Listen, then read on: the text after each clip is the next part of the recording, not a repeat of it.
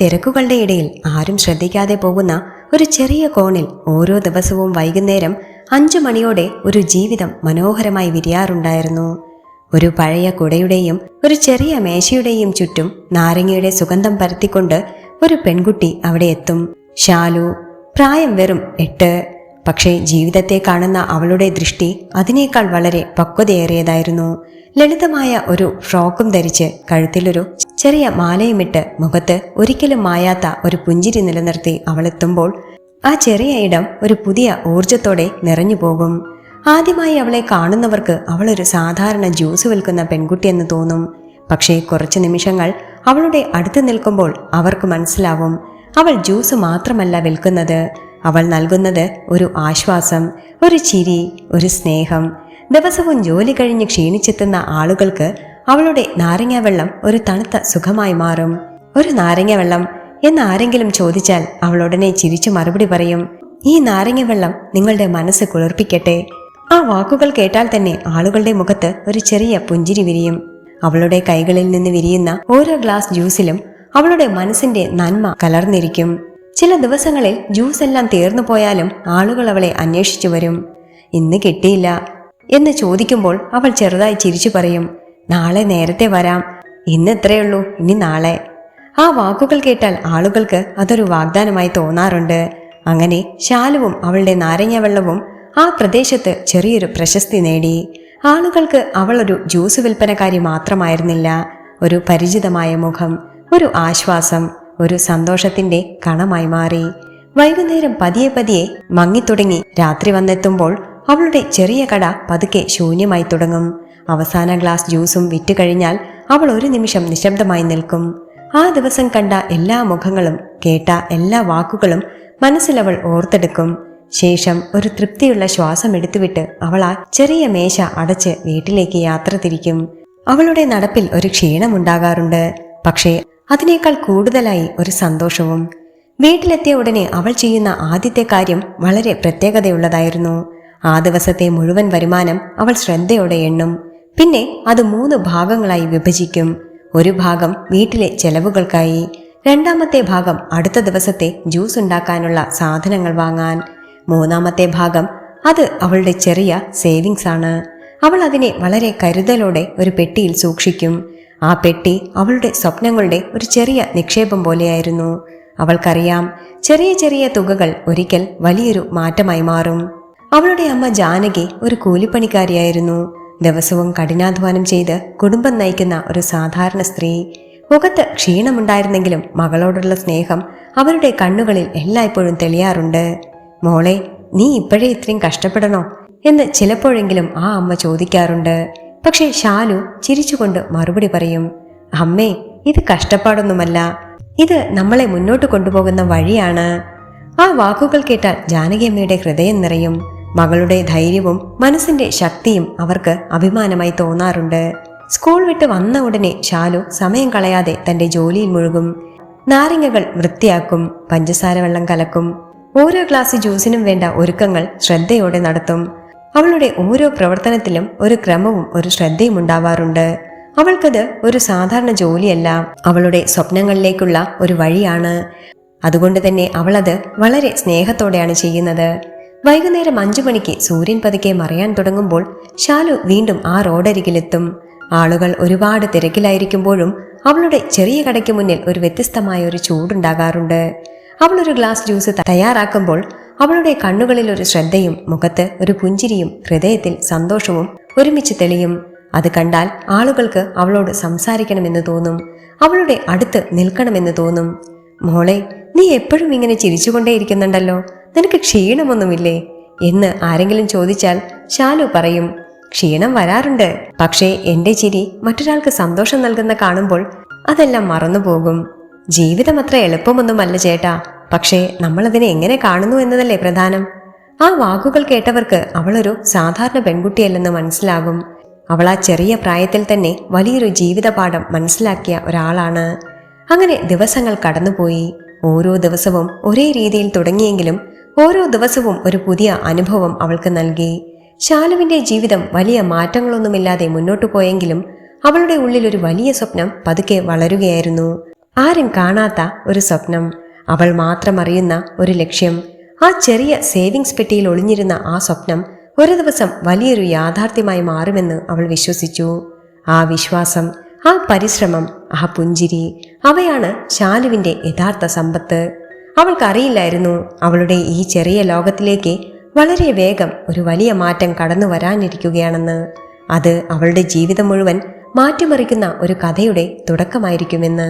കൊച്ചി നഗരത്തിന്റെ തിരക്കുകൾ അതേപടി മുന്നോട്ടു പോകുമ്പോഴും നഗരത്തിന്റെ മറുവശത്ത് ഒരു വലിയ വീടിന്റെ ചുവരുകൾക്കുള്ളിൽ നിശബ്ദത മാത്രം വാഴുകയായിരുന്നു. ആ വീടിന്റെ നടുവിൽ വലിയൊരു കസേരയിൽ ഒറ്റയ്ക്കിരിക്കുന്ന ശേഖരവർമ്മയുടെ മുഖത്ത് ഒരു തളർച്ചയും ഒരു ശൂന്യതയും ഒരുമിച്ച് തെളിഞ്ഞിരുന്നു. ഗൗതമി, നീ ഉണ്ടായിരുന്നപ്പോൾ ഈ വീടിന് ശബ്ദമുണ്ടായിരുന്നു, അദ്ദേഹം പതുക്കെ പറഞ്ഞു. മറുപടിയൊന്നും കിട്ടിയില്ല. വാതിൽക്കൽ കാറ്റ് തട്ടി വന്ന ചെറിയ ശബ്ദം മാത്രം. ഇത്രയും ആളുകളെ നിയന്ത്രിച്ച ഞാൻ ഇന്നെനിക്ക് എൻ്റെ ഓർമ്മകളെ പോലും നിയന്ത്രിക്കാൻ കഴിയുന്നില്ല എന്നൊരു ചിന്ത അദ്ദേഹത്തെ അലട്ടിക്കൊണ്ടിരുന്നു. മക്കളെല്ലാം വിദേശത്ത്, ഫോൺ വിളികൾ ഉണ്ടാകാറുണ്ട്, പക്ഷേ അവയിൽ ഒരു അകലം എപ്പോഴും കാണാം. അച്ഛാ, ശ്രദ്ധിക്കണം എന്ന വാക്കുകൾ കേൾക്കുമ്പോൾ ശേഖരവർമ്മ ചിരിക്കും. പക്ഷേ ആ ചിരിക്ക് പിന്നിൽ ഒരു വേദന ഒളിഞ്ഞിരിക്കുന്നുണ്ടെന്ന് ആരും തിരിച്ചറിഞ്ഞില്ല. ഒരു ഒറ്റപ്പെടലിന്റെ വേദന. ഒരു വൈകുന്നേരം പതിവ് പോലെ തന്റെ വില കൂടിയ കാറിൽ നഗരത്തിലൂടെ യാത്ര ചെയ്യുമ്പോൾ റോഡരികിൽ ഒരു അസാധാരണമായ തിരക്ക് ശേഖരവർമ്മയുടെ ശ്രദ്ധ പിടിച്ചുപറ്റി. ഇവിടെ എന്താണ് നടക്കുന്നത്? അദ്ദേഹം ഡ്രൈവറോട് ചോദിച്ചു. സർ, അതൊരു ജ്യൂസ് കടയാണെന്ന് തോന്നുന്നു എന്ന മറുപടി കേട്ടപ്പോൾ ശേഖരവർമ്മയുടെ കണ്ണുകളിൽ ഒരു കൗതുകം തെളിഞ്ഞു. ഒരു ചെറിയ കടയിലേക്ക് ഇത്രയും ആളുകൾ വരുന്നോ? അദ്ദേഹം ചിന്തിച്ചു. കാർ ഒന്ന് നിർത്തിക്കേ എന്ന് അദ്ദേഹം പറഞ്ഞു. കാർ നിർത്തിയതോടെ അദ്ദേഹം പതുക്കെ ഇറങ്ങി ആളുകളുടെ ഇടയിലൂടെ നടന്നു. ആ തിരക്കിനുള്ളിൽ എന്താണ് ആകർഷണം എന്നറിയാനുള്ള ആകാംക്ഷ അദ്ദേഹത്തെ മുന്നോട്ട് നയിച്ചു. അവിടെ എത്തിയപ്പോൾ അദ്ദേഹം കണ്ടത് ഒരു സാധാരണ കാഴ്ചയായിരുന്നു. പക്ഷേ അതിൽ എന്തോ ഒരു അസാധാരണമായ ഊർജമുണ്ടായിരുന്നു. ലളിതമായ വേഷത്തിൽ ഒരു പെൺകുട്ടി വേഗത്തിൽ ജ്യൂസ് ഉണ്ടാക്കി കൊടുക്കുന്നു. മുഖത്ത് ഒരിക്കലും മായാത്തൊരു പുഞ്ചിരി. ആരെങ്കിലും സംസാരിച്ചാൽ അവൾ ശ്രദ്ധയോടെ കേൾക്കുന്നു. മറുപടി പറയുമ്പോൾ അവളുടെ ശബ്ദത്തിൽ ആത്മാർത്ഥത നിറഞ്ഞിരുന്നു. ഇവിടെ കിട്ടുന്നത് ജ്യൂസ് മാത്രമല്ല കേട്ടോ ചേട്ടാ, നിങ്ങൾക്ക് അല്പം സന്തോഷവും കിട്ടും. ഇവിടെ കിട്ടുന്നത് ജ്യൂസ് മാത്രമല്ല, വേറെന്തൊക്കെയോ കിട്ടുന്നുണ്ട്, ശേഖരവർമ്മ മനസ്സിൽ പറഞ്ഞു. അദ്ദേഹം അടുത്തെത്തിയപ്പോൾ ശാലു തലയുയർത്തി നോക്കി. സർ, ജ്യൂസ് തീർന്നു പോയല്ലോ, അവൾ അല്പം വിഷമത്തോടെ പറഞ്ഞു. ശേഖരവർമ്മ ഒരു നിമിഷം അവളുടെ മുഖം ശ്രദ്ധിച്ചു. ആ പുഞ്ചിരിക്ക് പിന്നിൽ ഒരു പരിശ്രമവും ഒരു ആത്മവിശ്വാസവും ഉണ്ടായിരുന്നു. ജ്യൂസ് കിട്ടിയില്ലെങ്കിലും ഈ ചിരി കിട്ടിയല്ലോ, അദ്ദേഹം പതുക്കെ പറഞ്ഞു. ശാലു ഒരു നിമിഷം നിശ്ചലയായി. പിന്നെ ചെറുതായി ചിരിച്ചു. നാളെ എന്തായാലും വരണം കേട്ടോ സർ, ഞാൻ ജ്യൂസ് കൊണ്ടുവരാം.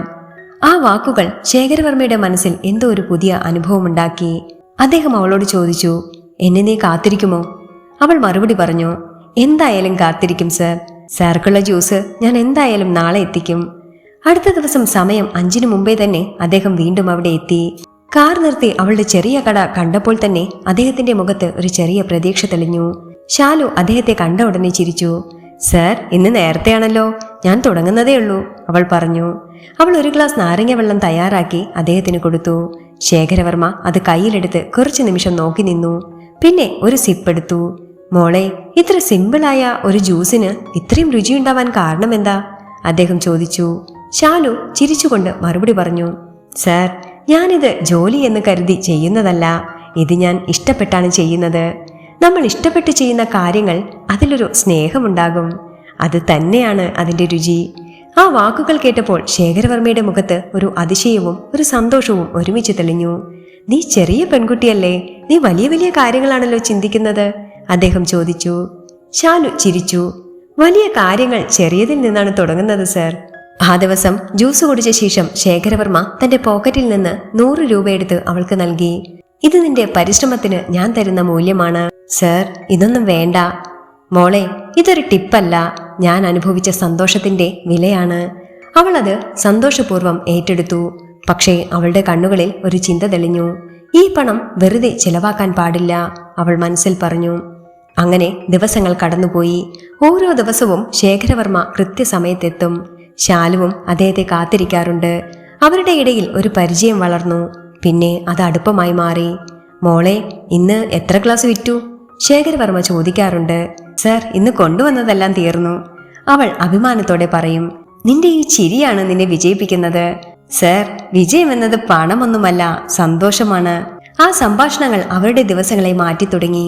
ശേഖരവർമ്മ തന്റെ ജീവിതത്തിലെ ഓർമ്മകൾ അവളോട് പങ്കുവെക്കാൻ തുടങ്ങി. ഗൗതമി ഉണ്ടായിരുന്നപ്പോൾ എന്റെ ജീവിതം എത്ര സന്തോഷത്തിലായിരുന്നു, അദ്ദേഹം പറഞ്ഞു. ശാലു ശ്രദ്ധയോടെ അതെല്ലാം കേട്ടു. സർ, ചിലപ്പോൾ നമ്മൾ നഷ്ടപ്പെട്ടതിനേക്കാൾ നമ്മൾ ഉണ്ടാക്കിയതിലാണ് സന്തോഷം കണ്ടെത്തേണ്ടത്. ഓർമ്മകൾ നമ്മളെ കരയിക്കും, നമ്മുടെ ശക്തി മുഴുവൻ ഊറ്റിയെടുത്ത് നമ്മളെ തളർത്തും. പക്ഷേ നമ്മൾ തളരാതെ പിടിച്ചു നിന്നാൽ നമ്മുടെ സന്തോഷം തിരിച്ചെത്തും. ജീവിതത്തെ നമ്മൾ എങ്ങനെ കാണുന്നു എന്നതാണ് പ്രധാനം. ആ വാക്കുകൾ കേട്ടപ്പോൾ ശേഖരവർമ്മ മിണ്ടാതായി. ഈ കുട്ടി എന്നെ എന്തെല്ലാം പഠിപ്പിക്കുന്നു, അദ്ദേഹം മനസ്സിൽ പറഞ്ഞു. അതേസമയം ശാലുവും തന്റെ കഥ പറഞ്ഞു. അമ്മയുടെ കഷ്ടപ്പാട് കണ്ടപ്പോൾ ഞാൻ എന്തെങ്കിലുമൊക്കെ ചെയ്യണമെന്ന് തോന്നി. ചെറിയ കാര്യങ്ങളായാലും ഒരിക്കൽ വലിയ മാറ്റമുണ്ടാക്കില്ലേ. ആ സംഭാഷണങ്ങൾ അവരുടെ ബന്ധത്തെ കൂടുതൽ ദൃഢമാക്കി. പക്ഷെ ആ സന്തോഷം എല്ലായ്പ്പോഴും അങ്ങനെ തുടരുമെന്ന് അവർ കരുതിയില്ല. ഒരു ദിവസം അപ്രതീക്ഷിതമായി ശേഖരവർമ്മ വന്നില്ല. ആ ദിവസം ശാലുവിന്റെ കണ്ണുകൾ റോഡിന്റെ അറ്റത്ത് കൂടുതൽ സമയം കാത്തുനിന്നു. സാരെന്താ ഇന്ന് വരാത്തത്, അവൾ മനസ്സിൽ ചോദിച്ചു. അത് ഒരു പുതിയ വഴിത്തിരിവിന്റെ തുടക്കമായിരുന്നു. വൈകുന്നേരം 5 മുമ്പേ തന്നെ ശാലു പതിവ് പോലെ തന്റെ ചെറിയ കട ഒരുക്കി നിന്നു. നാരങ്ങയുടെ സുഗന്ധം പരന്നു. ഗ്ലാസുകൾ നിരത്തിവെച്ചു. പക്ഷേ ആ ദിവസം അവളുടെ മനസ്സ് ശാന്തമായിരുന്നില്ല. കണ്ണുകൾ ഇടയ്ക്കിടെ റോഡിന്റെ അറ്റത്തേക്ക് പോയി. പതിവായി ആ സമയത്തെത്തുന്ന കാറിന്റെ ശബ്ദം പോലും കേൾക്കാതെ വന്നപ്പോൾ അവളുടെ ഉള്ളിൽ ഒരു അസ്വസ്ഥത പതുക്കെ വളർന്നു. സാർക്ക് എന്തെങ്കിലും തിരക്ക് കാണുമോ, അവൾ സ്വയം ചോദിച്ചു. പക്ഷെ ആ വാക്കുകൾ പോലും അവൾക്ക് ആശ്വാസമേകിയില്ല. ഒരാൾ ജ്യൂസ് ചോദിച്ചപ്പോൾ അവൾ പതിവ് പോലെ ചിരിച്ചുകൊണ്ട് ജ്യൂസ് ഉണ്ടാക്കി കൊടുത്തു. പക്ഷേ ആ ചിരിയുടെ പിന്നിൽ ഒരു ശൂന്യതയുണ്ടായിരുന്നു. മോളെ, ഇന്ന് നിനക്ക് എന്തോ പ്രശ്നമുണ്ടല്ലോ, ഒരു സ്ഥിരം കസ്റ്റമർ ചോദിച്ചു. ശാലു ഒരു നിമിഷം അദ്ദേഹത്തെ നോക്കി, പിന്നെ ചെറുതായി ചിരിച്ചു. ഒന്നുമില്ല ചേട്ടാ, കുറച്ച് ക്ഷീണം തോന്നുന്നുണ്ട്. എന്നാൽ അവളുടെ കണ്ണുകളിൽ ആ ക്ഷീണം മാത്രമല്ല, ഒരു കാത്തിരിപ്പുമുണ്ടായിരുന്നു. ആ ദിവസം മുഴുവൻ ഓരോ വാഹനം നിർത്തുമ്പോഴും അവളുടെ ഹൃദയം വേഗത്തിൽ മിടിച്ചു തുടങ്ങി. ഇത് സാറിന്റെ കാറായിരിക്കുമോ എന്നൊരു പ്രതീക്ഷ. പക്ഷേ ഓരോ തവണയും ആ പ്രതീക്ഷ തകർന്നുകൊണ്ടിരുന്നു. ആളുകൾ വരും പോകും, ജ്യൂസ് എല്ലാം വിറ്റുതീർന്നു. എന്നാൽ അവളുടെ കണ്ണുകൾ മാത്രം ഒരേ ദിശയിൽ കുടുങ്ങി നിന്നു. സമയം കടന്നുപോയപ്പോൾ ആ പ്രതീക്ഷ പതുക്കെ നിരാശയായി മാറി. ഇന്ന് സാറ് വരില്ല, അവൾ പതുക്കെ പറഞ്ഞു. കട അടയ്ക്കുമ്പോഴും അവൾ ഉടനെ പോകാൻ മനസ്സില്ലാതെ കുറച്ചു നേരം കൂടി അവിടെ നിന്നു. വൈകിയെങ്കിലും അദ്ദേഹം വരുമെന്ന പ്രതീക്ഷയിൽ. എന്നാൽ ആ ദിവസം ആ കാഴ്ച ഉണ്ടായില്ല. ആ നിശബ്ദതയിൽ ശാലുവിന്റെ മനസ്സ് കൂടുതൽ ഭാരം നിറഞ്ഞതായി തോന്നി. അടുത്ത ദിവസം അവൾ കൂടുതൽ നേരത്തെ എത്തി. എല്ലാം കൂടുതൽ ശ്രദ്ധയോടെ ഒരുക്കി. ഇന്ന് സാർ എന്തായാലും വരും എന്നൊരു ഉറച്ച പ്രതീക്ഷ അവളുടെ മനസ്സിലുണ്ടായിരുന്നു. എന്നാൽ സമയം കടന്നുപോയിട്ടും അവസ്ഥ മാറിയില്ല. ഓരോ നിമിഷവും നീളുന്നതുപോലെ അവൾക്ക് തോന്നി. കയ്യിൽ ജ്യൂസ് ഉണ്ടാക്കുമ്പോഴും മനസ്സ് മുഴുവൻ മറ്റൊരിടത്ത്. സാർക്ക് എന്തെങ്കിലും സംഭവിച്ചു കാണുമോ എന്ന ചിന്ത അപ്പോൾ അവളെ കൂടുതൽ അലട്ടാൻ തുടങ്ങി. നാരങ്ങ വെള്ളം ഉണ്ടാക്കി കൊടുക്കുമ്പോഴും അവളുടെ കൈ വിറച്ചുകൊണ്ടിരുന്നു. മോളെ, ഇന്നും നിനക്കെന്തോ പ്രശ്നമുണ്ടല്ലോ, ഒരാൾ ചോദിച്ചു. ശാലു ചിരിക്കാൻ ശ്രമിച്ചു. ഇല്ല ചേട്ടാ, ഒരു കുഴപ്പവുമില്ല. പക്ഷെ അവളുടെ ആ മറുപടി ആരും വിശ്വസിച്ചില്ല. ദിവസങ്ങൾ കടന്നുപോയി. കാത്തിരിപ്പ് കൂടുതൽ കഠിനമായി. ശേഖരവർമ്മയുടെ അഭാവം ഇപ്പോൾ അവൾക്ക് ഒരു ശൂന്യതയായി തോന്നി. അവളുടെ ദിനചര്യയിൽ ഒരുപാട് ചെറിയ മാറ്റങ്ങൾ വന്നിരുന്നു. ജ്യൂസ് ഉണ്ടാക്കുമ്പോൾ അവൾ പതിവ് പോലെ സംസാരിക്കാറില്ല. ചിരിയുണ്ടെങ്കിലും അതിലൊരു പഴയ തിളക്കമില്ല. വീട്ടിലെത്തിയപ്പോഴും അവളുടെ മുഖത്ത് ഒരു ആശങ്ക തെളിഞ്ഞിരുന്നു. ജാനകി അത് ശ്രദ്ധിച്ചു. മോളെ, നിനക്കെന്താ പറ്റിയത്? നീ ഈയിടെയായി അധികം സംസാരിക്കാറില്ലല്ലോ, അമ്മ ചോദിച്ചു. ശാലു കുറച്ചു നിമിഷം മിണ്ടാതെ നിന്നു. പിന്നെ പതുക്കെ പറഞ്ഞു. അമ്മേ, ആ സാറ് കുറച്ചു ദിവസമായി വരാറില്ല. ആ സാർക്ക് എന്തെങ്കിലും പറ്റിക്കാണുമോ? ജാനകി ഒരു നിമിഷം അവളുടെ മുഖത്തേക്ക് നോക്കി. അദ്ദേഹം നിനക്ക് അത്രയും പ്രിയപ്പെട്ടവനാണോ മോളെ, അവർ ചോദിച്ചു. ശാലുവിന്റെ കണ്ണുകൾ അല്പം നിറഞ്ഞു. അമ്മേ, എനിക്കൊരു അച്ഛനെ പോലെ തോന്നുന്ന ഒരാളാണ് അദ്ദേഹം. ആ മറുപടി കേട്ടപ്പോൾ ജാനകിയുടെ മുഖത്ത് ഒരു മൃദുവായ സ്നേഹം തെളിഞ്ഞു. എങ്കിൽ നീ ഒന്ന് അന്വേഷിച്ചു നോക്കുമോളെ. ചില ബന്ധങ്ങൾ നമ്മൾ തന്നെ അന്വേഷിച്ച് കണ്ടെത്തേണ്ടി വരും. ആ വാക്കുകൾ ശാലുവിന്റെ ഉള്ളിലൊരു തീരുമാനമായി മാറി. അതെ, ഞാൻ അന്വേഷിക്കണം, അവൾ ഉറച്ച ശബ്ദത്തിൽ പറഞ്ഞു. അടുത്ത ദിവസം ജ്യൂസ് കട അമ്മയെ ഏൽപ്പിച്ച് ശാലു യാത്ര തിരിച്ചു. നഗരത്തിന്റെ തിരക്കുകൾക്കിടയിൽ അവളുടെ മനസ്സ് മാത്രം ഒരു ലക്ഷ്യത്തിലേക്ക് നീങ്ങി. ആളുകളോട് ചോദിച്ചു, ശേഖരവർമ്മ സാറിനെ അറിയാമോ? ചിലർ തലയാട്ടി. ചില വിവരങ്ങൾ ലഭിച്ചു. ഒടുവിൽ ഒരാൾ അദ്ദേഹത്തിന്റെ അഡ്രസ്സ് പറഞ്ഞുകൊടുത്തു. ആ വിവരം കേട്ടപ്പോൾ അവളുടെ ഹൃദയം കൂടുതൽ വേഗത്തിൽ മിടിച്ചു. ഇപ്പോൾ തന്നെ പോകണം, അവൾ സ്വയം പറഞ്ഞു. ആ യാത്രയിൽ അവളുടെ ഓരോ ചുവടും ഒരു ആശങ്കയുമായി നിറഞ്ഞിരുന്നു. അദ്ദേഹത്തിന് സുഖമായിരിക്കുമോ എന്ന ചിന്ത അവളെ വിട്ടുപോയില്ല. ആ വലിയ വീടുകളുടെ നിരയിലൂടെ നടന്നു പോകുമ്പോൾ അവൾക്ക് അതൊരു പുതിയ ലോകം പോലെ തോന്നി. ഒടുവിൽ ആ വലിയ മാളികയുടെ മുന്നിൽ അവളെത്തി. ഉയർന്ന ഗേറ്റ്, ശാന്തമായ പരിസരം എല്ലാം അവൾക്ക് അല്പം ഭയം നൽകിയെങ്കിലും കുറച്ചു നിമിഷം അവൾ അവിടെ നിന്നു. ഞാൻ അകത്തു പോകണോ? അവൾ സ്വയം ചോദിച്ചു. പിന്നെ ഒരു ദീർഘനിശ്വാസം എടുത്ത് ധൈര്യം കൂട്ടി ഗേറ്റ് തുറന്ന് അവൾ അകത്ത് കയറി. ആ നിമിഷം അവളുടെ ജീവിതം ഒരു പുതിയ വഴിയിലേക്ക് തിരിയുകയായിരുന്നു. വാതിൽക്കിലെത്തിയപ്പോൾ അവളുടെ ഹൃദയം ശക്തമായി മിടിച്ചു. അവൾ മൃദുവായി വാതിലിൽ തട്ടി. കുറച്ച് നിമിഷങ്ങൾക്ക് ശേഷം ഒരു സ്ത്രീ വാതിൽ തുറന്നു.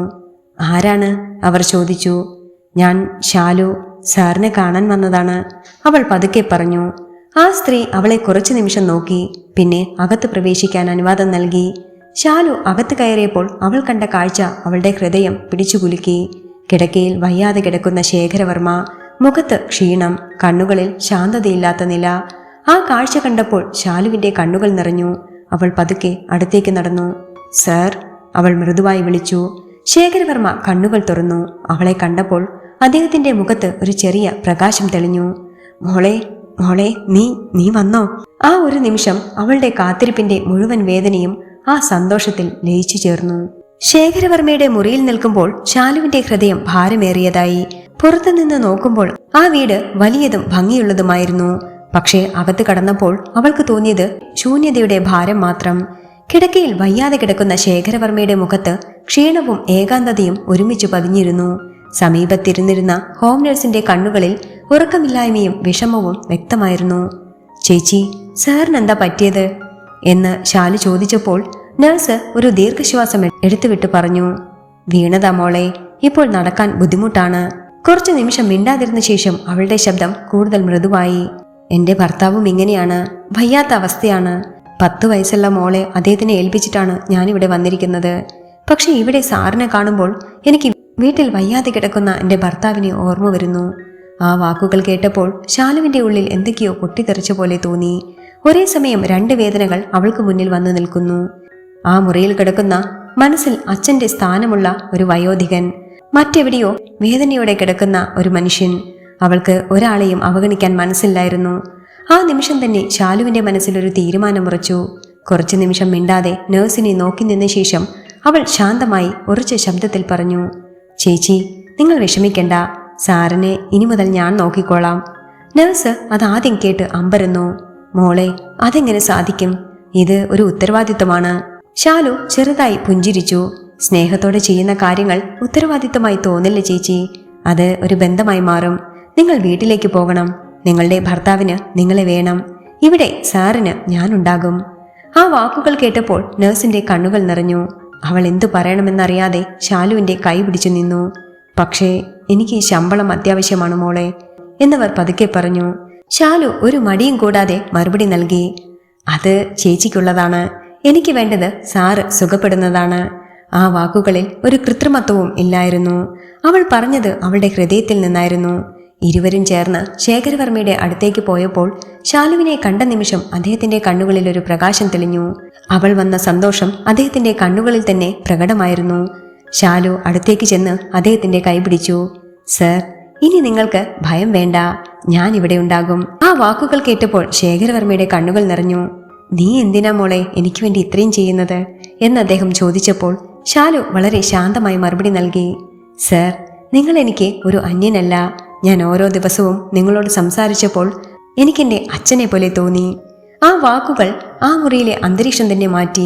ഒരു ഔദ്യോഗിക ബന്ധമില്ലാതെ, ഒരു രക്തബന്ധമില്ലാതെ ഒരു ഹൃദയബന്ധം അവിടെ രൂപപ്പെട്ടിരുന്നു.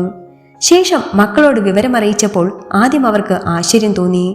ആരാണ് ഈ പെൺകുട്ടി എന്ന സംശയം അവർ ചോദിച്ചു. പക്ഷേ നഴ്സ് വിശദമായ കാര്യങ്ങൾ പറഞ്ഞുകൊടുത്തു. ശാലുവിന്റെ മനസ്സിന്റെ നന്മ അവർ തിരിച്ചറിഞ്ഞു. അവരതിന് സമ്മതിച്ചു. അച്ഛൻ സുരക്ഷിതനാണെങ്കിൽ ഞങ്ങൾക്ക് സന്തോഷമേ ഉള്ളൂ എന്നായിരുന്നു അവരുടെ മറുപടി.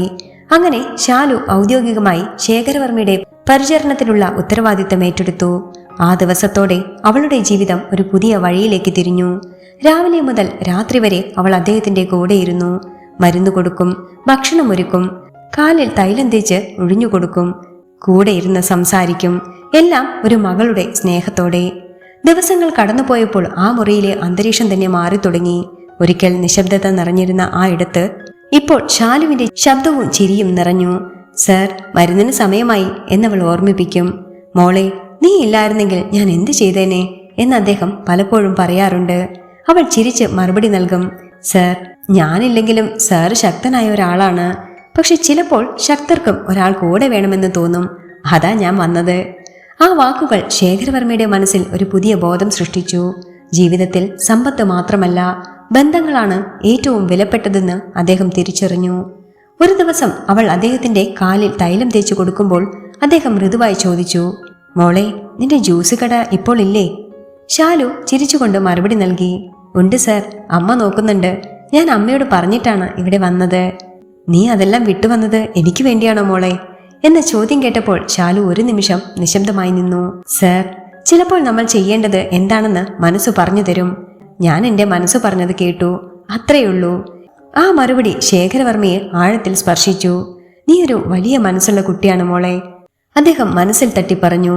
ശാലു ഒന്ന് ചിരിച്ചു. സർ, നന്മ ഒരിക്കലും നഷ്ടമാകില്ല. അത് ഒരു ദിവസം തീർച്ചയായും തിരിച്ചു വരും. അങ്ങനെ ഓരോ ദിവസവും ചെറിയ മാറ്റങ്ങൾ കൊണ്ടുവന്നു. ശേഖരവർമ്മ പതുക്കെ സുഖം പ്രാപിച്ചു. അദ്ദേഹം നടക്കാൻ തുടങ്ങി. മുഖത്ത് വീണ്ടും ഒരു ആത്മവിശ്വാസം തെളിഞ്ഞു. മോളെ, ഞാൻ വീണ്ടും പഴയ പോലെ നടക്കുമെന്ന് തോന്നുന്നു എന്ന് ഒരു ദിവസം അദ്ദേഹം സന്തോഷത്തോടെ പറഞ്ഞു. ശാലുവിന്റെ കണ്ണുകൾ നിറഞ്ഞു. സർ, നമുക്ക് കഴിയാത്തതായി ഒന്നുമില്ല, നമ്മൾ വിശ്വസിച്ചാൽ മതി. ആ വാക്കുകൾ അദ്ദേഹത്തിന് ഒരു പ്രചോദനമായി. ഓരോ ദിവസവും അദ്ദേഹം കൂടുതൽ ശ്രമിച്ചു, കൂടുതൽ മുന്നോട്ട് നീങ്ങി. അവസാനം ശാലു തിരിച്ചു പോകേണ്ട ദിവസമെത്തി. അവളുടെ മനസ്സിൽ സന്തോഷവും വിഷമവും ഒരുമിച്ചുണ്ടായിരുന്നു. സാർ ഇപ്പോൾ സുഖപ്പെട്ടിരിക്കുന്നു. ഇനി ഞാനിവിടെ നിൽക്കേണ്ട കാര്യമില്ല, അവൾ വിഷമത്തോടെ പറഞ്ഞു. അവൾ തന്റെ സാധനങ്ങളെടുത്ത് വാതിലിനരികിൽ നിൽക്കുമ്പോൾ ശേഖരവർമ്മ അവളെ വിളിച്ചു. മോളെ. അവളൊന്ന് തിരിഞ്ഞു നോക്കി. അദ്ദേഹം പതുക്കെ എഴുന്നേറ്റ് അവളുടെ അടുത്തേക്ക് നടന്നു. അവളുടെ കൈ പിടിച്ചു. ഒരു നിമിഷം അവളെ നോക്കി നിന്നു. പിന്നെ അവളെ കെട്ടിപ്പിടിച്ച് നെറ്റിയിലൊരു ഉമ്മ നൽകി. നന്ദി മോളെ എന്നൊരു വാക്ക് മാത്രം. എന്നാൽ ആ വാക്കിൽ അദ്ദേഹത്തിന്റെ മുഴുവൻ വികാരങ്ങളും ഒളിഞ്ഞിരുന്നു. ശാലുവിന്റെ കണ്ണുകൾ നിറഞ്ഞു. അവൾ മൃദുവായി പറഞ്ഞു, സർ, നന്ദി പറയേണ്ടത് ഞാനാണ്. എനിക്ക് ഒരു അച്ഛനെ പോലെ ഒരാളെ ലഭിച്ചതിന്. ആ നിമിഷം അവർക്ക് രണ്ടുപേർക്കും മനസ്സിലായി, ഈ ബന്ധം രക്തബന്ധമല്ല, പക്ഷേ അതിനേക്കാൾ ശക്തമായ ഒരു ബന്ധമാണെന്ന്. ഒരാളുടെ ജീവിതത്തിൽ മറ്റൊരാൾ ഉണ്ടാക്കിയ മാറ്റം, ഒരാളുടെ സ്നേഹം മറ്റൊരാളുടെ ജീവിതം മാറ്റിയ കഥ. ആ നിമിഷം മുതൽ അവർ രണ്ടുപേരും വേറിട്ട ജീവിതത്തിലായിരുന്നാലും അവരുടെ ഹൃദയങ്ങൾ ഒരുമിച്ച് തന്നെയായിരുന്നു. ശാലു വീണ്ടും തന്റെ പഴയ ജ്യൂസ് കടയിലേക്ക് മടങ്ങിയെത്തിയെങ്കിലും അവളുടെ ജീവിതം പഴയതുപോലെ ലളിതമായിരുന്നില്ല. ഓരോ വൈകുന്നേരവും 5 മണിക്ക് അവൾ കട തുറക്കുമ്പോൾ അവളുടെ കണ്ണുകളിൽ അപ്പോൾ ഒരു പുതിയ ആത്മവിശ്വാസമുണ്ടായിരുന്നു. പക്ഷേ അതിനൊപ്പം ഒരു ആഴത്തിലുള്ള ചിന്തയും. ജീവിതം നമ്മൾ കാണുന്നതിലും വലിയതാണ് എന്നൊരു ബോധം അവളുടെ ഉള്ളിൽ ഉറച്ചിരുന്നു. ആളുകൾ വരും, ജ്യൂസ് വാങ്ങും, അവളുടെ ചിരി കണ്ട് സന്തോഷിക്കും, എല്ലാം പഴയ പോലെ തന്നെ. എന്നാൽ അവളുടെ മനസ്സിൽ അപ്പോഴും ശേഖരവർമ്മയുടെ ഓർമ്മകൾ ഒഴുകിക്കൊണ്ടിരുന്നു. സാർ ഇപ്പോഴും സുഖമായിരിക്കുന്നുണ്ടാവുമോ, മരുന്ന് കഴിച്ചു കാണുമോ എന്ന ചിന്തകൾ ഇടയ്ക്കിടെ അവളെ തേടിയെത്തി. അതേസമയം ശേഖരവർമ്മയും തന്റെ വലിയ വീട്ടിൽ തിരിച്ചെത്തിയപ്പോൾ ശരീരം സുഖം പ്രാപിച്ചിരുന്നെങ്കിലും മനസ്സ് വീണ്ടും ആ പഴയ ഏകാന്തതയുടെ നിഴലിലേക്ക് വഴുതി വീഴുകയായിരുന്നു. വലിയ മുറികളും ആഡംബരങ്ങളും ഉണ്ടായിരുന്നെങ്കിലും അവിടെ വീണ്ടും നിശബ്ദത മാത്രം നിറഞ്ഞു നിന്നു. മോൾ ഇവിടെ ഇല്ലാത്തതുകൊണ്ട് ഈ വീട് വീണ്ടും ശൂന്യമായി എന്ന് അദ്ദേഹം ചിന്തിച്ചു. അങ്ങനെ ദിവസങ്ങൾ കടന്നുപോയി.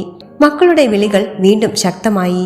അച്ഛൻ ഇനി ഒറ്റയ്ക്ക് അവിടെ കഴിയണ്ട, ഞങ്ങളുടെ കൂടെ വിദേശത്തേക്ക് വരണം എന്നായിരുന്നു അവരുടെ ഉറച്ച ആവശ്യം.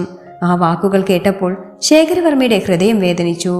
ഈ നാട്ടിലെ ഓരോ വഴിയിലും ഓരോ ഓർമ്മയിലും ഗൗതമിയുടെ സാന്നിധ്യം അദ്ദേഹത്തിന് അപ്പോഴും തോന്നിയിരുന്നു. കൂടാതെ ശാലുവിന്റെ ചിരിയും അവളുടെ വാക്കുകളും. സർ, നിങ്ങൾ ഒരിക്കലും ഒറ്റപ്പെടാൻ പാടില്ല എന്ന അവളുടെ ശബ്ദം അദ്ദേഹത്തിന്റെ മനസ്സിൽ വീണ്ടും വീണ്ടും മുഴങ്ങി.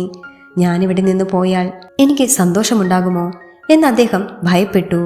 ഒരു ദിവസം ആ വിഷമം സഹിക്കാനാവാതെ അദ്ദേഹം നേരെ ശാലുവിന്റെ ജ്യൂസ് കടയിലേക്ക് പോയി. അവളെ കണ്ട നിമിഷം അദ്ദേഹത്തിന്റെ മുഖത്ത് ഒരു ചെറിയ ആശ്വാസം തെളിഞ്ഞു. എന്നാൽ ആ ആശ്വാസത്തിനുള്ളിൽ ഒരു പേടിയുമുണ്ടായിരുന്നു. സർ, ഇന്നെന്താ സാറിന്റെ മുഖത്തൊരു വിഷമം എന്ന് ശാലു ചോദിച്ചപ്പോൾ ശേഖരവർമ്മ കുറച്ചു നിമിഷം മിണ്ടാതെ നിന്നു. പിന്നെ പതിയെ പറഞ്ഞു, മോളെ, മക്കൾ എന്നെ വിദേശത്തേക്ക് കൊണ്ടുപോകാൻ ഉദ്ദേശിക്കുന്നുണ്ട്. ഇവിടെ ഇനി ഒറ്റയ്ക്ക് കഴിയാൻ അവർ സമ്മതിക്കില്ല. ആ വാക്കുകൾ കേട്ടപ്പോൾ ശാലുവിന്റെ കയ്യിലുണ്ടായിരുന്ന ഗ്ലാസ് അവൾ താഴെ വെച്ചു. അവൾ അദ്ദേഹത്തിന്റെ മുഖം ശ്രദ്ധിച്ചു. ആ കണ്ണുകളിൽ ഒരു പേടിയുണ്ടായിരുന്നു. സാർക്ക് പോകണമെന്നില്ലേ? അവൾ ശാന്തമായി ചോദിച്ചു. ഇല്ല മോളെ, ഞാൻ ഇവിടെ നിന്ന് പോകാൻ തയ്യാറല്ല. പക്ഷേ ഞാൻ വീണ്ടും ഒറ്റപ്പെട്ടു പോകുമോ എന്ന് അവർക്ക് പേടി, അദ്ദേഹം തുറന്നു പറഞ്ഞു. ആ വാക്കുകൾ കേട്ടപ്പോൾ ശാലുവിന്റെ മനസ്സിൽ എന്തൊക്കെയോ തീരുമാനമുറച്ചതുപോലെ. പിന്നെ ഒരു ചെറിയ പുഞ്ചിരിയോടെ അവൾ പറഞ്ഞു, സർ, എന്റെ കൂടെ ഒരിടം വരെ വരുമോ? ഞാൻ സാറെ ഒരു സ്ഥലത്ത് കൊണ്ടുപോകാം. ആ വാക്കുകൾ കേട്ടപ്പോൾ ശേഖരവർമ്മ ആശ്ചര്യപ്പെട്ടു. എവിടേക്കാ മോളെ എന്ന് ചോദിച്ചു. ശാലു ശാന്തമായി മറുപടി നൽകി. സാറാദ്യം എന്റെ കൂടെ ഒന്ന് വായോ, അപ്പോൾ സാർക്ക് നേരിട്ട് കണ്ട് മനസ്സിലാക്കാലോ.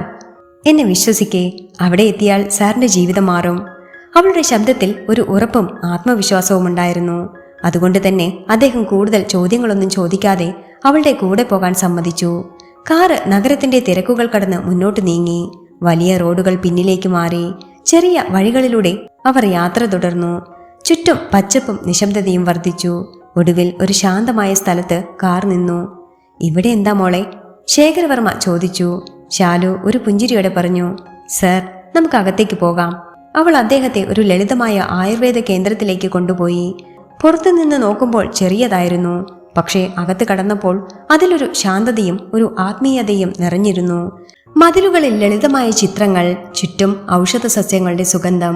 ഒരു കസേര കാണിച്ചു കൊടുത്ത് അവൾ പറഞ്ഞു, സർ, സാർ ഇവിടെ ഇരിക്കൂ. ശേഖരവർമ്മ അപ്പോഴും ആശ്ചര്യത്തോടെ ചുറ്റും നോക്കി. മോളെ, ഇതെന്താ? അദ്ദേഹം ചോദിച്ചു. ശാലു അദ്ദേഹത്തിന്റെ മുന്നിൽ നിൽക്കുകയായിരുന്നു. അവളുടെ കണ്ണുകളിൽ ഒരു പ്രകാശം. സർ, ഇത് ഞാൻ തുടങ്ങിയ കേന്ദ്രമാണ് എന്ന അവളുടെ വാക്കുകൾ ആ മുറിയിലെ നിശബ്ദത തകർത്തു. ശേഖരവർമ്മ ഒരു നിമിഷം മിണ്ടാതെയായി. നീയോ എന്നായിരുന്നു അദ്ദേഹത്തിന്റെ പ്രതികരണം. ശാലു മൃദുവായി പറഞ്ഞു, സർ, നിങ്ങൾ ഓരോ ദിവസവും തന്നിരുന്ന 100 രൂപ ഓർമ്മയില്ലേ? ഞാനത് ചിലവാക്കിയില്ല. ഞാനത് മാറ്റിവെച്ചിരുന്നു. ഓരോ ദിവസവും 1 രൂപ പോലും കുറയാതെ ഞാനത് ഇൻവെസ്റ്റ് ചെയ്തിരുന്നു. 2 വർഷങ്ങൾക്ക് മുമ്പ് അത് വലിയൊരു തുകയായി. ഞാനത് വിഡ്രോ ചെയ്തു ഈ കേന്ദ്രം തുടങ്ങാൻ. അവളുടെ ശബ്ദത്തിൽ ഒരു അഭിമാനവും ഒരു വിനയവും ഒരുമിച്ചുണ്ടായിരുന്നു. സാറ് പറഞ്ഞില്ലേ സാർക്ക് ഒറ്റപ്പെടലുണ്ടെന്ന്. സാർക്ക് മാത്രമല്ല, ഈ ലോകത്ത് പലർക്കും അതേ വേദനയുണ്ട്. അതുകൊണ്ട് സാറ് തന്നിരുന്ന പണം ഒരു നന്മയ്ക്കായി മാത്രം ഉപയോഗിക്കണമെന്ന് ഞാൻ പണ്ടേ തീരുമാനിച്ചിരുന്നതാ. ആ വാക്കുകൾ കേട്ടപ്പോൾ ശേഖരവർമ്മയുടെ കണ്ണുകൾ നിറഞ്ഞു. അദ്ദേഹം ചുറ്റും നോക്കി. ആ ചെറിയ കേന്ദ്രത്തിൽ വലിയൊരു അർത്ഥമുണ്ടായിരുന്നു. മോളെ, ആ പണം കൊണ്ട് നീ നിനക്ക് നല്ലൊരു ജീവിതം ഉണ്ടാക്കാമായിരുന്നില്ലേ?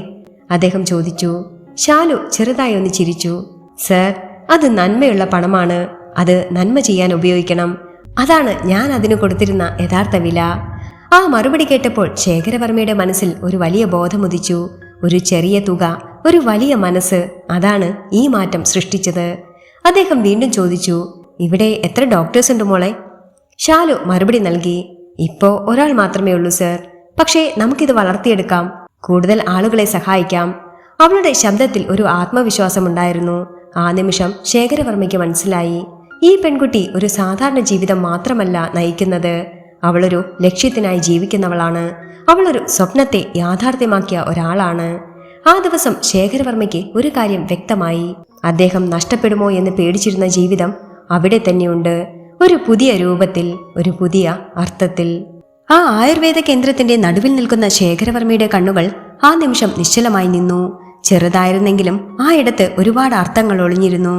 ഓരോ കോണിലും ഒരു കരുതലിന്റെ സ്പർശം, ഓരോ വാസനയിലും ഒരു ആശ്വാസം. മോളെ, ഇതൊരു കേന്ദ്രം മാത്രമല്ല, ഇതൊരു ഹൃദയമാണ് എന്ന് അദ്ദേഹം പതിയെ പറഞ്ഞു. ശാലു ചെറുതായി ഒന്ന് പുഞ്ചിരിച്ചു. സർ, ഇവിടെ വരുന്ന ഓരോരുത്തർക്കും കുറച്ച് സമാധാനം കിട്ടിയാൽ മതി. അതാണ് എന്റെ ലക്ഷ്യം. അവളുടെ വാക്കുകളിൽ ഒരു ലാളിത്യവും ഒരു ദൃഢതയും ഒരുമിച്ചുണ്ടായിരുന്നു. ശേഖരവർമ്മ ആ നിമിഷം തിരിച്ചറിഞ്ഞു, ഈ പെൺകുട്ടി ജീവിതത്തെ വളരെ ആഴത്തിൽ മനസ്സിലാക്കിയ ഒരാളാണ്. ചെറിയ തുകയെ ഒരു വലിയ ആശയമാക്കി മാറ്റാൻ കഴിയുന്ന ഒരാള്. അദ്ദേഹം പതുക്കെ അകത്തേക്ക് കടന്നു. ഒരു മുറിയുടെ വാതിൽക്കൽ നിൽക്കുമ്പോൾ അകത്ത് ഒരു ഒഴിഞ്ഞ കസേര കണ്ടു. ഡോക്ടർ എവിടെയാ മോളെ? അദ്ദേഹം ചോദിച്ചു.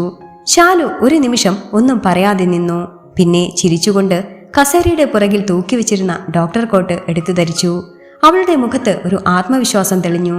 ഡോക്ടർ ശാലു കുര്യൻ ഹാജർ സർ എന്നായിരുന്നു അവളുടെ മറുപടി. ആ വാക്കുകൾ കേട്ട നിമിഷം ശേഖരവർമ്മയുടെ കണ്ണുകൾ നിറഞ്ഞൊഴുകി. ഒരു നിമിഷം പോലും സംസാരിക്കാൻ കഴിയാതെ അദ്ദേഹം നിന്നു. അദ്ദേഹം അവളെ നോക്കി. മോളെ, നീ ഇത്രയും എന്ന് തുടങ്ങിയെങ്കിലും അദ്ദേഹത്തിന് ആ വാക്കുകൾ മുഴുവനാക്കാൻ കഴിഞ്ഞില്ല. ശാലു മൃദുവായി പറഞ്ഞു, സർ, ഞാൻ ചെറുപ്പം മുതൽ തന്നെ ഒരു തുക എന്നും മാറ്റിവെച്ചിരുന്നു. അത് എന്റെ സ്വപ്നത്തിനായി. ഈ കേന്ദ്രം ഒരു ദിവസത്തിൽ വന്നതല്ല. ഓരോ ദിവസവും ചെറിയ ചെറിയ ശ്രമങ്ങൾ ചേർന്നതാണ്. അവളുടെ വാക്കുകളിൽ ഒരു അഭിമാനവും വിനയവും ഒരുമിച്ചുണ്ടായിരുന്നു. സാറ് തന്ന പണം അതെനിക്കൊരു പ്രചോദനമായി, ഒരു ദിശയായി, അവൾ കൂട്ടിച്ചേർത്തു. ആ നിമിഷം ശേഖരവർമ്മയ്ക്ക് മനസ്സിലായി, ഒരിക്കൽ അദ്ദേഹം ഒരു ചെറിയ ടിപ്പായി നൽകിയ 100 രൂപ ഇന്നൊരു ജീവിതത്തിന്റെ അടിത്തറയായി മാറിയിരിക്കുന്നു. അദ്ദേഹം ചുറ്റും നോക്കി. മോളെ, ഞാൻ ജീവിതത്തിൽ ഒത്തിരി സമ്പാദിച്ചു, പക്ഷേ ഇത്രയും വലിയ സന്തോഷം എനിക്ക് ഒരിക്കലും ലഭിച്ചിട്ടില്ല. ശാലു ശാന്തമായി അതെല്ലാം കേട്ടു. സർ, സന്തോഷം നമ്മൾ സമ്പാദിക്കുന്നതിലല്ല, നമ്മൾ പങ്കുവെക്കുന്നതിലാണ്, അവൾ മറുപടി നൽകി. ആ വാക്കുകൾ ശേഖരവർമ്മയുടെ മനസ്സിലൊരു പുതിയ ദിശ തുറന്നു. എനിക്കിനിയും ചെയ്യാനുള്ളത് ബാക്കിയുണ്ട് മോളെ എന്നൊരു ചിന്ത മനസ്സിൽ വന്നപ്പോൾ അദ്ദേഹം അത് അവളോട് തുറന്നു പറഞ്ഞു. ആ ദിവസം മുതൽ ശേഖരവർമ്മ തന്റെ ജീവിതം ഒരു പുതിയ രീതിയിൽ കാണാൻ തുടങ്ങി. അദ്ദേഹം ആ കേന്ദ്രത്തിനടുത്ത് തന്നെ ഒരു ലൈഫ് കോച്ചിങ് സെന്റർ ആരംഭിക്കാൻ തീരുമാനിച്ചു. മോളെ, നിന്റെ ജീവിത വീക്ഷണം മറ്റുള്ളവർക്ക് പ്രചോദനമാകണം എന്ന് അദ്ദേഹം പറഞ്ഞു. ശാലു ചിരിച്ചു. സർ, അതെല്ലാവർക്കും സാധ്യമാണ്, അവർ സ്വയം വിശ്വസിച്ചാൽ മാത്രം. ആ വാക്കുകൾ അദ്ദേഹത്തിന് കൂടുതൽ ആത്മവിശ്വാസമേകി. കുറച്ച് ദിവസങ്ങൾക്കുള്ളിൽ തന്നെ ആ കേന്ദ്രത്തിന്റെ സമീപത്ത് ഒരു പുതിയ കെട്ടിടം രൂപം കൊണ്ടു. ആളുകൾ അവിടെ എത്തി ജീവിതത്തെക്കുറിച്ച് സംസാരിക്കാൻ തുടങ്ങി. അവരുടെ പ്രശ്നങ്ങൾ പങ്കുവെക്കാൻ തുടങ്ങി. ശേഖരവർമ്മ അവരുടെ മുന്നിൽ നിൽക്കുമ്പോൾ അദ്ദേഹത്തിന്റെ ശബ്ദത്തിൽ അപ്പോൾ ഒരു പുതിയ ആത്മവിശ്വാസമുണ്ടായിരുന്നു. അതോടൊപ്പം ശാലുവിന്റെ അമ്മ ജാനകിയും ആ സ്ഥലത്തിന്റെ ഭാഗമായി തീർന്നു. ഒരു ചെറിയ ജ്യൂസ് കട വീണ്ടും അവിടെ തുറന്നു. പക്ഷേ അത് പഴയ പോലെ ഒരു സാധാരണ കടയല്ലായിരുന്നു. അവിടെ വരുന്നവർക്ക് ജ്യൂസ് മാത്രമല്ല, ഒരു പുഞ്ചിരിയും ഒരു ആശ്വാസവും ലഭിച്ചു. അവിടെ കിട്ടുന്ന നാരങ്ങ വെള്ളം മനസ്സ് കുളിർപ്പിക്കും എന്ന് ആളുകൾ പറയാൻ തുടങ്ങി. ജാനകിയുടെ മുഖത്ത് അഭിമാനവും സന്തോഷവും ഒരുമിച്ച് തെളിഞ്ഞു. എന്റെ മോളാണ് ഇതെല്ലാം സാധ്യമാക്കിയത് എന്ന് അവർ പലപ്പോഴും പറയുമായിരുന്നു. കാലം കടന്നുപോയപ്പോൾ ആ ചെറിയ കേന്ദ്രം ഒരു വലിയ ഹോസ്പിറ്റലായി മാറി. കൂടുതൽ ഡോക്ടർമാരെത്തി, കൂടുതൽ ആളുകൾക്ക് സഹായം ലഭിച്ചു. ശേഖരവർമ്മയുടെ മക്കളും ആ മാറ്റം കണ്ടു. അവർക്ക് അതൊരു അഭിമാനമായി മാറി. അച്ഛാ, അച്ഛൻ ഇവിടെ തന്നെ തുടരുന്നതാണ് ശരിയായ തീരുമാനം, അവർ പറഞ്ഞു. പിന്നീട് അവരും ആ സ്ഥാപനത്തിന്റെ വളർച്ചയ്ക്ക് കൈത്താങ്ങായി. ആ കുടുംബം വീണ്ടും ഒരുമിച്ചു, പക്ഷേ ഇത്തവണ ഒരു പുതിയ ലക്ഷ്യത്തോടെ. ഒരു ദിവസം ശേഖരവർമ്മ ശാലുവിനോട് മൃദുവായി പറഞ്ഞു, മോളെ, ഞാൻ ഒരിക്കൽ വിചാരിച്ചത് എന്റെ ജീവിതം ഇവിടെ അവസാനിക്കുമെന്നാണ്. പക്ഷേ നീ എന്നെ ഒരു പുതിയ തുടക്കത്തിലേക്ക് കൊണ്ടുപോയി. ശാലു ചിരിച്ചുകൊണ്ട് മറുപടി നൽകി, സർ, ഓരോ അവസാനവും ഒരു പുതിയ തുടക്കമാണ്, നമ്മളത് കാണാൻ തയ്യാറായാൽ. ആ വാക്കുകൾ കേട്ടപ്പോൾ അദ്ദേഹത്തിന്റെ മുഖത്ത് ഒരു സമാധാനം തെളിഞ്ഞു. ആ നിമിഷം അവർ രണ്ടുപേരും മനസ്സിലാക്കി, ജീവിതം വലിയ കാര്യങ്ങൾ കൊണ്ട് മാത്രം മാറുന്നില്ല, ചെറിയ നന്മകൾ കൊണ്ട് തന്നെ വലിയ മാറ്റങ്ങൾ ഉണ്ടാക്കാം. ഒരിക്കൽ ഒരു ചെറിയ ടിപ്പായി നൽകിയ 100 രൂപ ഒരു പെൺകുട്ടിയുടെ മനസ്സിൽ ഒരു ആശയമായി വളർന്നു. പിന്നെ അത് ഒരു വലിയ യാഥാർത്ഥ്യമായി മാറി. അങ്ങനെ ഒരു ചെറിയ ചിരി, ഒരു ചെറിയ നന്മ ഒരു വലിയ ലോകമായി മാറി. നിങ്ങളും സ്വപ്നം കാണൂ, അത് നേടാൻ പരിശ്രമിക്കൂ. ഒരു ദിവസം അത് നിങ്ങളുടെ ജീവിതം മാറ്റും. ശാലുവിന്റെ കഥ അതിന്റെ തെളിവാണ്.